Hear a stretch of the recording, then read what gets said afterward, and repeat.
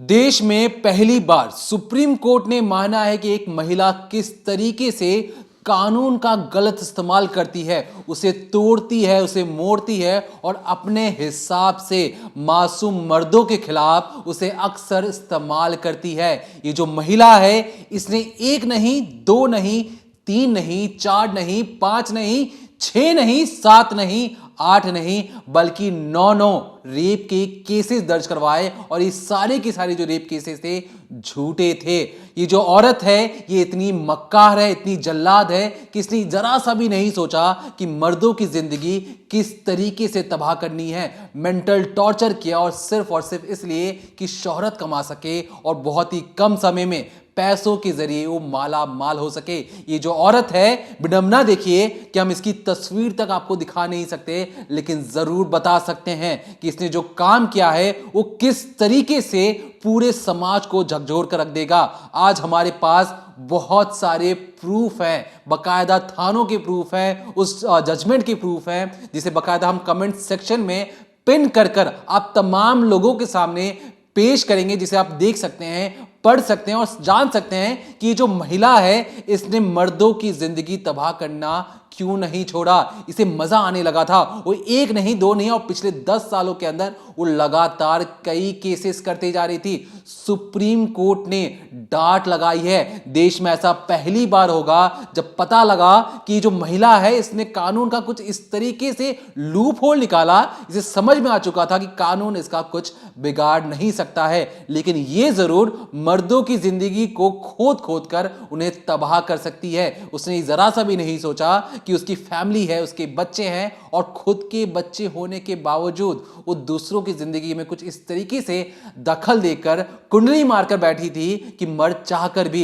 इंसाफ की जो उसकी मांग थी वो कहीं से भी नहीं सुनी जा रही थी। फिर एक रोज फैसला आता है और फैसला हाल ही में आया है, जब जज साहब गुस्सा होते हैं और पूछते हैं उन तमाम लोगों से, पुलिस वालों से, हाई कोर्ट के जजों से भी पूछते हैं कि आपने इस केस को इतना ओछा क्यों समझा, इतनी छोटी चीज क्यों समझी, जब उस मर्द के साथ गलत हो रहा है उसके साथ आपको इंसाफ दिलवाना चाहिए था। लेकिन सुप्रीम कोर्ट जब इस पूरे मामले में सामने आया, तब हमारे पास कई सारी चीजें पता लगी हैं। हमने पूरी उस महिला की कुंडली खंगाल ली है, लेकिन हम आपको तस्वीरें नहीं दिखा सकते। तमाम कानून के दाव पेच हैं और आपको इस डिकोडिंग क्राइम के अंदर बताएंगे कि अगर आप पर मान लीजिए कोई झूठा रेप केस कर देता है, कोई आपके खिलाफ झूठी गवाही दे देता है कोर्ट के अंदर, तो आप किस तरीके से उससे बच सकते हैं। ऐसे वो कौन से कानून हैं जो आपको बचा सकते हैं खास तौर पर। तो आज इस डिकोडिंग क्राइम में चलिए उस महिला की कुंडली खंगालते हैं और बताते हैं उस जाहिल और उस जल्लाद महिला के बारे में, जिसने मर्दों की जिंदगी को एक रौंद कर रख दिया, धूल बना के रख दिया, और सिर्फ भारत के कानून की मदद से। तो आज डिकोडिंग क्राइम शुरू करने से पहले सबसे पहले हम दोनों ही आप सभी से माफ़ी मांगेंगे कि एक औरत जिस तरीके से मर्दों की ज़िंदगी बदतर बना रही थी, उनकी लाइफ, उनकी बीवियां, उनके बच्चों तक को मानसिक प्रताड़ित कर रही थी, उस महिला का ना ही हम आपको नाम बता पाएंगे और ना चेहरा दिखा पाएंगे। हम चाहते हैं कि उसका चेहरा, उसका नाम बेनकाब हो, हर कोई उसके बारे में जाने, ताकि वो आगे किसी को ना बता पाए। लेकिन कुछ ऐसे कानूनी दाव पेच हैं हमारे समाज में, हमारे सिस्टम में, पुलिस प्रशासन में और बहुत सारे जो लूप होल्स हैं हमारे लॉ में, जिसकी वजह से हम उस औरत की डिटेलिंग ही, आप ये समझिए उसका चेहरा आपको नहीं दिखा सकते, और ये हमारे लिए भी शर्म की बात है। और तो और एक महिला जिस तरीके से मर्दों को बेवकूफ़ बना रही थी, अक्सर होता है कि हनी ट्रैप में फंसाते हैं, बट यहाँ पर ऐसा कुछ नहीं है कि वो औरत हनी ट्रैप का झांसा देकर लोगों को फंसा रही हो ताकि हम मर्दों को ही गलत कह दें। वो बाकायदा मदद मांगने के नाम पर या किसी काम करवाने के नाम पर उन लोगों को अपने घर बुला रही है, रेप के आरोप लगाए दे रही है, कोर्ट में घसीटे जा रही है, पैसे कमा रही है। और तो और जब सुप्रीम कोर्ट ये मान लेता है, इस देश में पहली बार ये मान लिया जाता है कि जो औरत है वो कानून का दुरुपयोग करती है। सुप्रीम कोर्ट ने साफ तौर पर यह कहा कि ये जो केस है ये होश उड़ाने वाला है। किस तरीके से 10 साल के अंदर एक औरत लगातार दिल्ली के अलग अलग थानों में जाकर मर्दों के खिलाफ रेप के केस कराए जा रही है, पुलिस मर्दों को अरेस्ट किए जा रही है, हाई कोर्ट सजा सुनाए जा रही है, लेकिन उस औरत के खिलाफ कुछ नहीं हुआ। आज हम ये वीडियो जरूर बना रहे हैं, आपको बहुत सारी चीज़ें बताएंगे, लेकिन जो वो मैडम है जो अब तक लोगों को ठग रही थी, लोगों पर झूठे रेप केस लगा रही थी, वो अब भी फ्रीली घूम रही हैं बड़ी ही आसानी से। तो दरअसल जो महिला है, आज मैं आपसे नहीं कहूँगी, आपको मैं स्क्रीन पर एक तस्वीर दिखा रही हूँ क्योंकि तस्वीर हम दिखा ही नहीं सकते। जो महिला है वो जानती थी कि हमारे कानून में किस तरीके से छोटे छोटे लूप होल्स हैं जिनका वो फ़ायदा उठाएगी और मर्दों को झूठे रेप केस में फंसाकर उनकी ज़िंदगी बदतर बनाएगी। लेकिन अब जो पुरुष हैं जिन पर एक केस लगे थे, जिसमें से एक एक्स आर्मी ऑफिसर हैं, उनके हक में फैसला आया है और उन्हें सुप्रीम कोर्ट ने राहत दी है।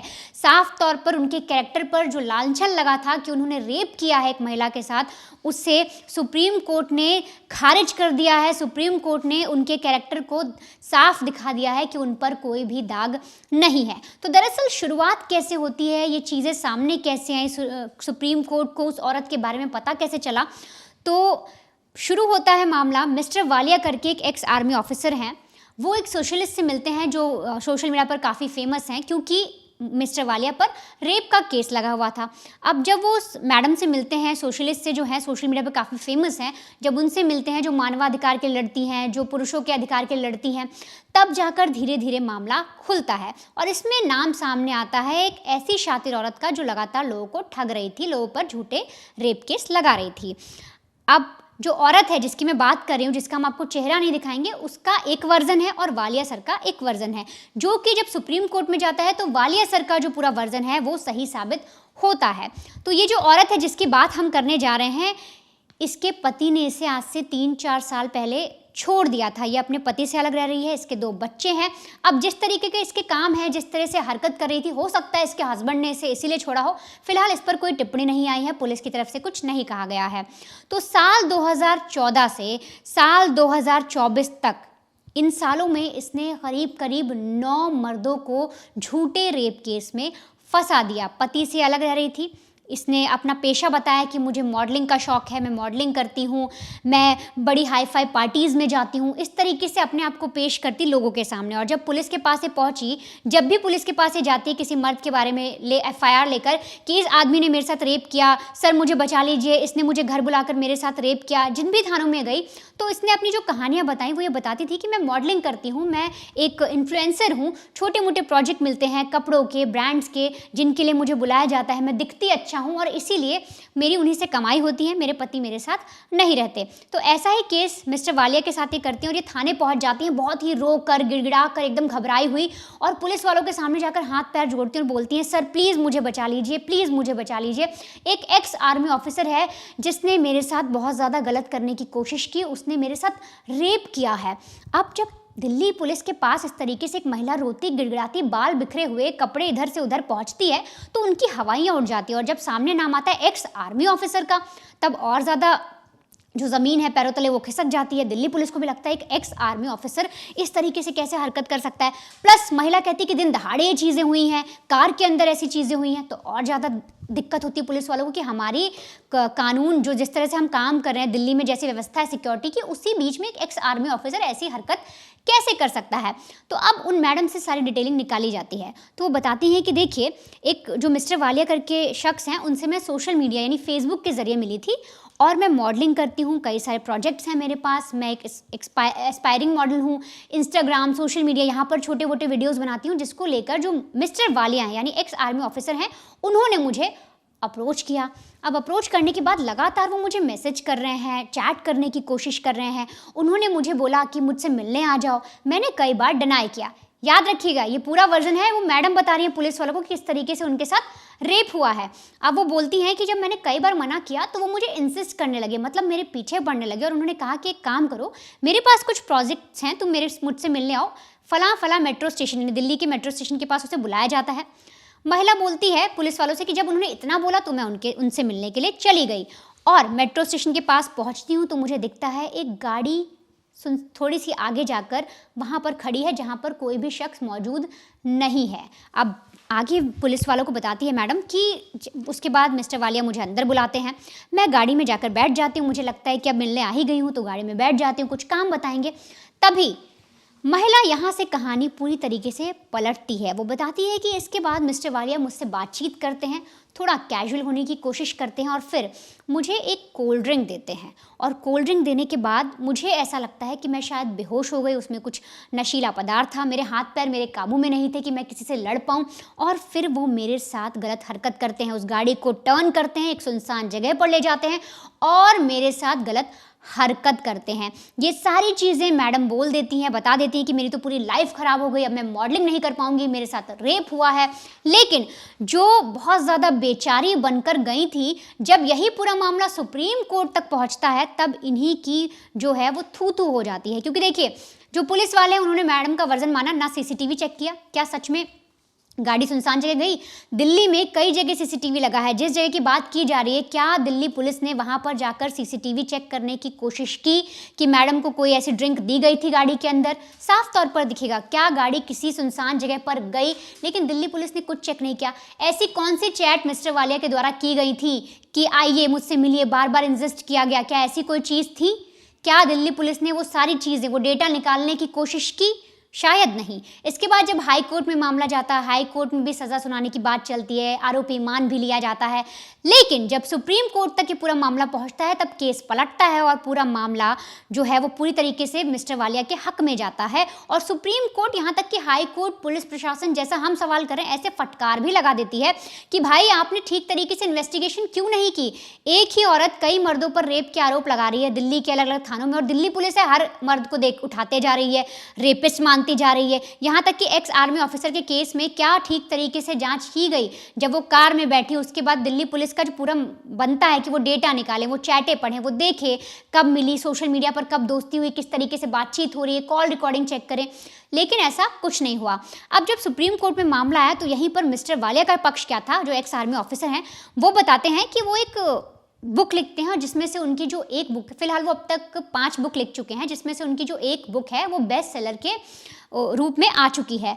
अब इसी सिलसिले में जब सोशल मीडिया पर दोनों की दोस्ती होती है तो मिस्टर वालिया का कहना है कि ये महिला उन्हें अप्रोच करती है। वो कहती है कि सर, मैं इन्फ्लुएंसर हूँ और छोटी मोटी मॉडल हूँ, आप कहें तो मैं आपकी बुक को प्रमोट कर सकती हूँ। और इसी सिलसिले में जो मिस्टर वालिया हैं वो उस लेडी से मिलते हैं, ना कि मिस्टर वालिया ने इंसिस्ट किया। आप खुद सोचिए, अगर इंसिस्ट किया होता, बहुत ज़्यादा उन्होंने बोला होता कि मुझसे मिलने आओ, तब दिल्ली पुलिस को कुछ ना कुछ ऐसा सबूत मिलता। लेकिन कोर्ट में दिल्ली पुलिस इस तरीके का कोई सबूत पेश नहीं कर पाती है, ऐसी कोई भी चीज़ प्रूफ नहीं कर पाती जिससे ये साबित होता कि मिस्टर वालिया उस औरत के पीछे पड़े थे।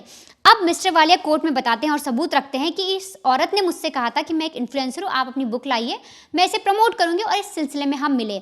अब मिलने के बाद होता यह है कि अचानक जब सारी चीज़ें हो जाती हैं, बातचीत हो जाती है, मैं जब अगले रोज़ घर जाता हूँ तो पता लगता है कि मेरे खिलाफ FIR हो गई है, मैं तो रेपिस्ट हूँ, ऐसा मुझे प्रूफ कर दिया गया है। वो बताते हैं कि जो उनकी बीवी है उनको ब्रेन हैमरेज है, वो इस तकलीफ़ों से गुजर रहे थे, उनकी लाइफ पूरी हर्डल्स में चल रही थी, बहुत ज़्यादा प्रॉब्लम चल रही थी। लेकिन इस तरीके से आरोप लग जाता है, उनको एक बार हार्ट अटैक भी आता है।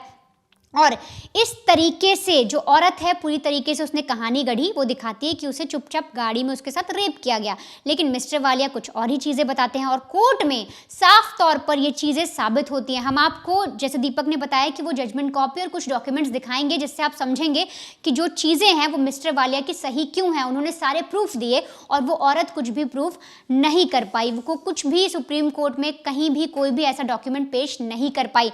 अब ये दोनों चीज़ें जब आ गई सामने, मिस्टर वालिया का केस आया और उसी दौरान जब सुप्रीम कोर्ट ने फटकार भी लगाई तो बहुत सारी नई नई चीज़ें सामने आई। और एक मैं आपको तस्वीर यहाँ पर दिखाना चाहूँगी अपनी स्क्रीन पर।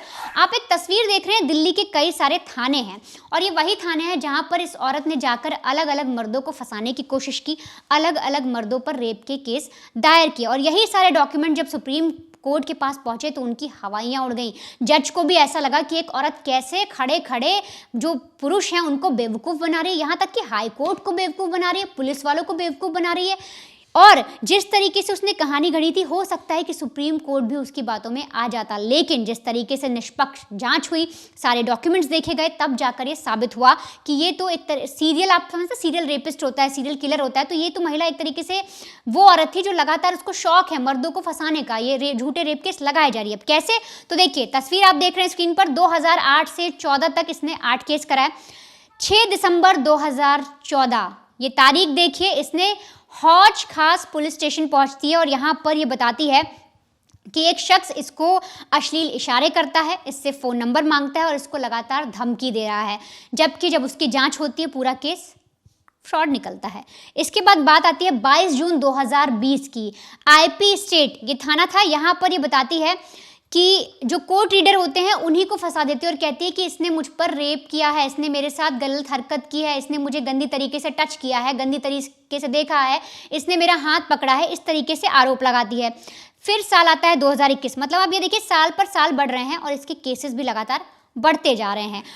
3 अप्रैल 2021 को जामिया नगर में ये बताती है कि एक आदमी से इसकी 2 साल तक दोस्ती थी और उसने उसके साथ यौन शोषण किया। मतलब मैडम पहले दोस्ती भी करेंगी और उसके बाद कोर्ट में जाकर कह देंगी कि हाँ भाई इस आदमी ने मेरे साथ यौन शोषण किया।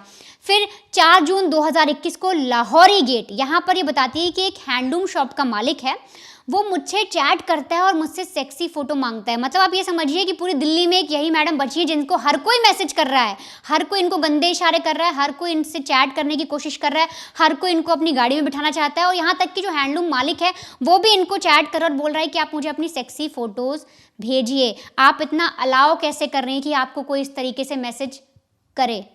अगली बात 30 जून 2021, हजरत निज़ामुद्दीन यानी कि यहाँ के पुलिस स्टेशन में पहुँचती हैं और बोलती हैं कि एक रोज़ मैं जा रही थी, सड़क पार कर रही थी, तभी मैं देखती हूँ एक गाड़ी आती है और उसमें से एक आदमी ने मुझे ज़बरदस्ती अपने कार के अंदर खींचने की कोशिश की और मुझे छूने लगा अलग अलग जगह।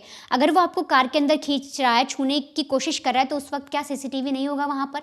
10 लोग मौजूद नहीं होंगे उस सड़क पर, तो वो सारे प्रूफ कहाँ है? और सुप्रीम कोर्ट ने दिल्ली पुलिस से भी यही जवाब मांगा है कि सारे प्रूफ कहाँ है? अगर आपने एक FIR लिख ली है और एक आदमी को अरेस्ट भी कर लिया है या उस पर कार्रवाई कर रहे हैं, तो वो सारी डिटेल कहाँ है? अगर कोई कार जा रही है दिन दहाड़े, तो उसमें किसी लड़की को खींचा जा रहा है, उसको छुआ जा रहा है, तो 10 लोग खड़े होते हैं, वो चीज़ें देखते हैं, सीसीटीवी मौजूद होती है। दिल्ली पुलिस हो आप तफ्तीश कर सकते हो, प्रूफ निकाल सकते हो, डॉक्यूमेंट्स निकाल सकते हो। कहाँ है सारी चीज़ें? इसके बाद 29 दिसंबर 2021 मेहरौली थाने पहुंचती है और बोलती है कि मुझे मॉडलिंग में करती हूँ, मॉडलिंग का शौक है और इसी के ज़रिए एक असाइनमेंट मेरे पास आया जहाँ के जो डायरेक्टर थे, जो मुझे काम दे रहे थे, उन्होंने मेरे साथ गंदी हरकत की और मेरे साथ रेप किया। यहाँ भी उसने बता दिया कि उन डायरेक्टर ने भी उसके साथ रेप किया। फिर 4 मार्च 2022 को कोतवाली पहुँचती है, वहाँ पर एक केस दर्ज कराती है एक आरोपी के खिलाफ 354A और 354-34। अब द्वारका पहुंच जाती है 19 सितंबर 2022 को और बोलती है कि एक शख्स जो है वो उसने मेरे से कहा कि मुझसे शादी करेगा और फिर उसने मेरे साथ रेप किया, मेरे साथ गलत हरकत की, यौन शोषण किया। तो ये जो महिला है, ये जो मैडम है, लगातार एक से लेकर दूसरे से लेकर तीसरे से चौथे, ऐसे करते करते 9-10 लोगों को रेप के केस में फंसाती जा रही हैं। पुलिस वाले इसके बिना पर जो ये बोल देती है मानते जा रहे हैं, ना कोई इन्वेस्टिगेशन कर रहे हैं, ना कोई चेकिंग कर रहे हैं, ना कोई सीसीटीवी देख रहे हैं, ना कोई डॉक्यूमेंट निकाल रहे हैं, ना चैट देखने की कोशिश कर रहे हैं, किसी भी चीज़ को नहीं देख रहे हैं। केस दर्ज होता है, कोर्ट में पहुंच जाता है, कोर्ट में वैसे इतने सारे केसेस हैं और केस बढ़ते जा रहे हैं। फिर जब सुप्रीम कोर्ट में ये पूरा मामला पहुंचता है मिस्टर वालिया का, आप यहाँ पर मिस्टर वालिया की जो है उनकी हिम्मत की दाद देनी होगी, किस तरीके से उन्होंने इस पूरे मामले को टैकल किया। उनकी बीवी को ब्रेन हैमरेज था, उन्हें खुद भी हार्ट अटैक आया, लेकिन उसके बावजूद वो डटे रहे। उन्होंने एक महिला से मदद ली जो कि पुरुषों के हक के लिए लड़ती हैं और इसके बाद धीरे धीरे सारा केस खुलकर सामने आया।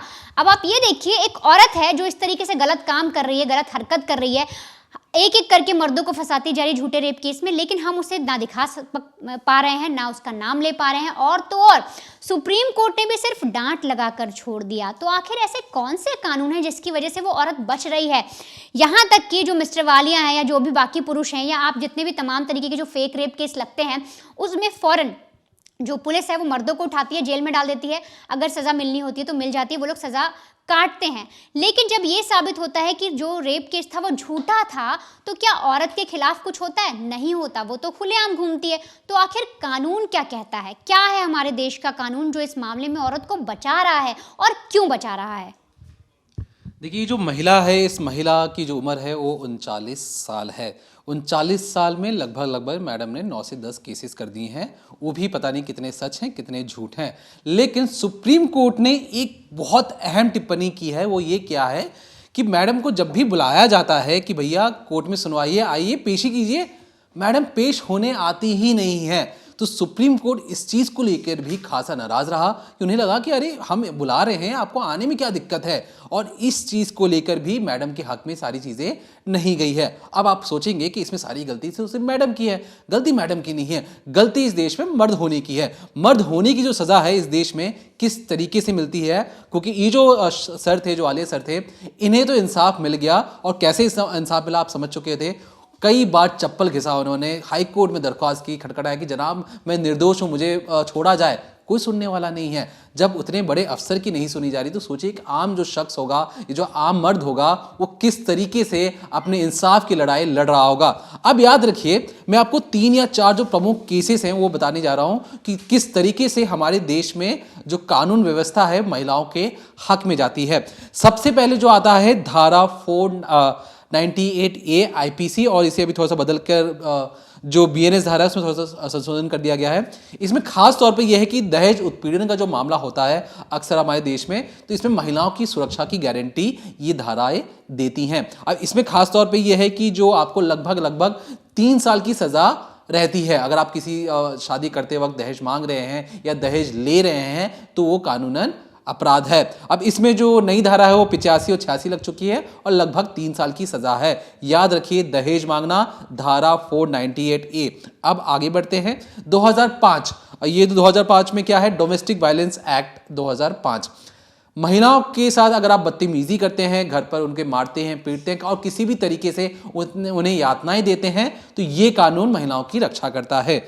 अब कई सारे जो डॉरी को लेकर भी बहुत सारे जो एक्ट्स हैं। इसके बाद जो एक मेंटेनेंस का कानून है, मेंटेनेंस के कानून के तहत अगर मियाँ बीवी अलग होते हैं तो उन्हें, अगर जो भी घर पे ज़्यादा पैसे कमाता है तो उसे बीवी को खर्चा पानी देना पड़ेगा तलाक होने के बाद। अब आपको हमारे ये छुपाने की ज़रूरत है नहीं कि हमारे देश में किस तरीके से एलुमनी मनी के नाम पर किस तरीके से हमारे देश में एक फ्रॉड चल रहा है। हर कोई तलाक के बाद पैसे मांगने की कोशिश कर रहा है, तो अलग कहानी है। लेकिन अब इसमें क्या हो कि अगर मान लीजिए कोर्ट में जाके कोई ये कह दे कि जनाब ये जो मेरा पति है या जो मेरा बॉयफ्रेंड है या जो मेरा जिससे मैं दोस्ती की है, मैं उसने मेरे साथ रेप किया है, और पता लगे कोर्ट में जाकर कि ये मामला तो पूरा झूठा है, ये झूठा रेप केस दर्ज करवाया गया है। अब ऐसे में वो जो शख्स है, जब झूठा रेप केस दर्ज करवाया जाता है तो ऐसे में उस शख्स को बरी कर दिया जाता है, जिस तरीके से वालिया साहब को भी बरी कर दिया गया इस पूरे केस से। मतलब उन्हें बाइज्जत बरी कर दिया गया, उन पर जितने भी आरोप लगाए थे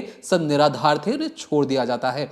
अब आप सोचेंगे कि दूसरी तरफ जो उंगली उठाकर बार बार बोल रहा है कि इसने मेरे साथ गलत किया है, और उंगली उठाने वाला ही अगर गलत निकले और वो महिला हो, तो उसके साथ क्या होगा हमारे देश में? हमारे देश पे ज़्यादा कुछ तो होगा नहीं, क्योंकि जो चीज़ें हैं बहुत सिंपल चीज़ें मैं आपको बता देता हूँ। अगर कोई झूठी शिकायत का मामला दर्ज करता है किसी और के खिलाफ, तो उसे अगर ये पाया जाता है कि झूठा मामला है, तो उसे लगभग 5 साल की सज़ा दी जाएगी, चाहे मर्द हो चाहे औरत हो, और ऐसे केसेस में तो अक्सर औरतें हो रही हैं। दूसरा, झूठी गवाही देना या साक्ष्य देना। कोर्ट परिसर में आप खड़े होकर, जो आप देखते होंगे ना पिक्चरों में कि मैं गीता की कसम खाता हूं, मैं झूठ नहीं बोलूंगा, सच ही बोलूंगा, अगर उसके बावजूद भी कोई झूठ बोल देता है और झूठे सबूत दिखाता है, तो लगभग कोर्ट को गुमराह करने के लिए 7 साल की सजा दी जाती है। इसमें मर्द भी हैं, इसमें औरत भी हैं।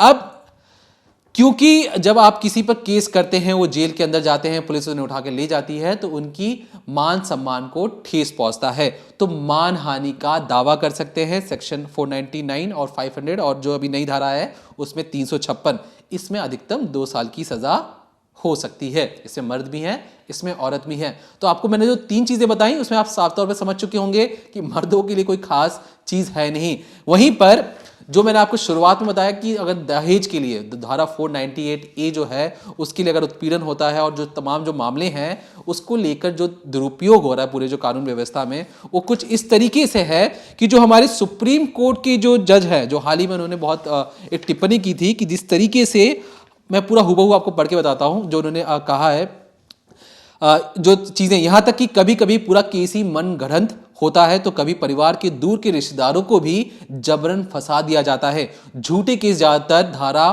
498A से जुड़े होते हैं, क्योंकि एक गैर जमानती प्रावधान है। कुछ साल पहले तक इन मामलों में केस होते ही गिरफ्तारी हो जाती थी, पर सुप्रीम कोर्ट ने कुछ बहुत सारी अहम टिप्पणियां की हैं, बहुत सारे प्रोटोकॉल्स बनाए हैं कि अब मान लीजिए कोई भी महिला जाके तुरंत एफआईआर दर्ज करवा दे कि इन्होंने मेरे से दहेज का डिमांड किया है, और शादी के अगली रोज ही जो दूल्हे साहब हैं वो अरेस्ट हो जाए बिना किसी सबूत के, बिना किसी की गवाही के। ये पहले होता था, लेकिन सुप्रीम कोर्ट ने बहुत सारी गाइडलाइंस या प्रोटोकॉल्स बनाकर बताया कि नहीं, आप इतनी जल्दी इस चीज को नहीं कर सकते हैं। तमाम तरीकों से चीजें कही गई हैं कि आप एफआईआर भी दर्ज जो की गई है उसे रद्द की जा सकती है हाई कोर्ट के द्वारा। अब ये चीजें हाई कोर्ट के द्वारा कैसे रद्द हो सकती हैं? आप सोचेंगे मैंने तो एफआईआर लिखवाया, मैंने बताया कि मेरे साथ गलत हुआ है, लेकिन अगर आपने एफआईआर लिखवाते वक्त कोई ऐसी मनगढ़ंत कहानी बना दी हो जिसे आप साबित नहीं कर सकते, जो पुलिस वालों को भी लगे कि ये क्या कहानी बताई जा रही है और इस कहानी का तो ना सिर है ना पैर है, ना आसमान मिल रहा ना जमीन मिल रही है, बस एक कहानी चल रही है जो बहती जा रही है एक हवा की तरह, तो ऐसे केसेस में भी जो एफआईआर है उसे रद्द किया जा सकता है उच्च न्यायालय द्वारा या कहें हाई कोर्ट के द्वारा। अब यहां पर मैंने आपको ये जो सारी चीजें क्यों बताई, जब वालिया साहब हाई कोर्ट में जाते हैं, कहते हैं कि देखिए मेरे साथ ना बहुत सारी चीज़ें गलत हो रही हैं, मुझे कृपया करके इंसाफ दिलवाइए, क्योंकि मेरी बीवी है वो ब्रेन हैमरेज से गुजर रही है, मैं खुद हार्ट पेशेंट हूँ और मुझे हार्ट अटैक भी आ चुका है, स्ट्रेस की वजह से तमाम जो दिक्कतें हो रही हैं और इस केस ने मेरी पूरी ज़िंदगी को प्रभावित कर रखा है। एक एक्स आर्मी जवान जब ये सारी चीज़ें बताता है तो सोचिए उसमें क्या दर्द होगा, और भी 64 साल का जो शख्स है वो सारी चीज़ें बयां कर रहा है। अब इस पर भी कोई ओछी नजर से देखा जाता है, अगर किसी पर रेप का इल्जाम लगाया जाता है तो मान लिया जाता है कि वो एक रेपिस्ट है, उसे एक महिला के साथ बहुत गंदी हरकतें की हैं, भले ही वो महिला कितनी भी शातिर हो, कितनी चालाक हो, जिसने झूठे इल्जाम लगाए हों, लेकिन इसे मानने वाला कोई नहीं होता। ये जो वालिया साहब हैं ये इसलिए मिसाल हैं क्योंकि इन्होंने अपने चप्पल घिसे तमाम जगहों पर जा जाके अपनी बातें बताया और कहा कि मेरे साथ चीजें गलत हो रही, कोई तो मेरी सुन ले। जब पुलिस नहीं सुन रही, जब कोर्ट नहीं सुन रही, तो सुप्रीम कोर्ट के सहारे और कई जो ऐसे संगठन थे जो मर्दों के लिए लड़ाई लड़ते थे, उनके सामने जाकर बताया कि देखिए मुझे मेरी बात कोई सुनना ही नहीं चाहता, सिर्फ इस देश में महिलाओं की बात सुनी जाती है और महिला कोई भी इल्जाम लगा दे, मर्द गिल्टी कहे या दोषी मान लिया जाता है, और जहां पे मैं दोषी हूं नहीं, मैं कैसे साबित करूं, कैसे बताऊं कि मैं एक पाक साफ इंसान हूं, क्योंकि इस देश में कानून व्यवस्था कुछ इस तरीके से काम कर रही है कि सिर्फ और सिर्फ मेरा गला घोटा जा रहा है। जब वो वालिया साहब कोर्ट में जाते हैं, कोर्ट समझती है, कोर्ट स्टडी करती है और पता लगता है कि पुलिस से लेके कोर्ट से लेके तमाम चीजों ने इन मर्दों का सिर्फ और सिर्फ उन्हें रौंदा है, उनका गला घोटा है, और फिर एक टिप्पणी की जाती है कि सुप्रीम कोर्ट के द्वारा कि जो सारी चीजें हैं बिल्कुल गलत हैं। एक महिला कैसे ऐसा कर सकती है कि वो एक के बाद एक झूठे रेप केस लगाए और जब उन्हें बुलाया जाए पेशी के लिए तो पेशी के लिए भी ना आया जाए। ये एक मजाक बना दिया गया है कानून व्यवस्था का, जिसमें सिर्फ लूप होल्स का इस्तेमाल कर सिर्फ मर्दों को फंसाओ और फटाफट पैसे कमाओ। तो फिलहाल के लिए इस पूरे मामले पर जो नए अपडेट्स हमने पहुंचा देने की कोशिश की, लेकिन आपसे ये दरख्वास्त रहेगी कि जितने भी लोग इस डिकोडिंग क्राइम को देख रहे हैं, आपके पास अगर कोई खबर हो जो आप चाहते हो कि हमारे साथ शेयर करें, तो कमेंट सेक्शन में हमें कमेंट करके जरूर बताएं कि आप कौन सी कहानी डिकोडिंग क्राइम के जरिए और इन्वेस्टिगेशन के जरिए सुनना या समझना चाहते हैं। तो फिलहाल के लिए देखते रहिए क्राइम तक।